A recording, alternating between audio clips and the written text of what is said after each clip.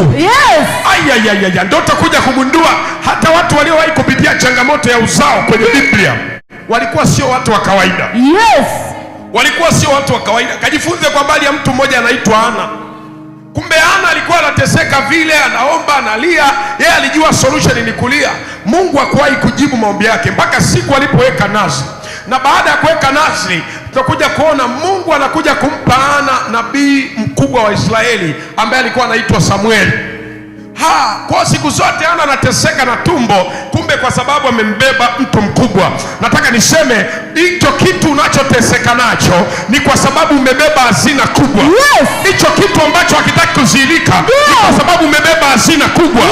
Wanazuia tumbo lako ni kwa sababu umebeba hazina kubwa.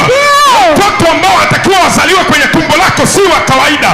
Watoto wanatakiwa wazaliwe kwenye tumbo lako ni mawaziri. Wanazuia usije kuzaa watu wakuu. Nami ninasimama kama nabii wa Mungu. Yoyote anayezuia maisha yako, yoyote anayezuia vitu vyako, yoyote anayezuia vitu visizaliwe, yoyote anayezuia watoto wasizaliwe, yoyote anayezuia biashara zisizaliwe, yoyote anayezuia maoni yasizaliwe, ninampiga kwa moto kwa jina la Yesu. Wanazuia tumbo lako kwa sababu umebeba kitu kikubwa. Wanapiga vita tumbo lako kwa sababu umebeba kitu kikubwa. Wachawi wana uwezo wa kuliona tumbo wakamwona waziri wa kesho. Wewe tundo hauna macho, unajiona kawaida, lakini mchawi akikutazama anajua mpaka mjukuu utakuja kuwa na wajukuu gani.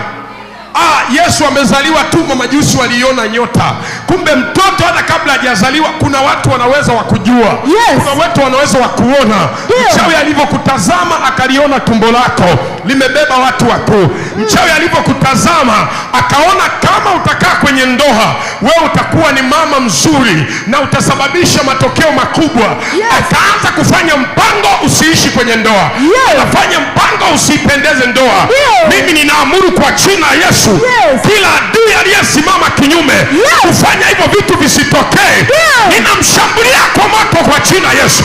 Ninamshambulia kwa moto kwa jina la Yesu. Hello. Hello. Sema wapigwe. Sema wapigwe.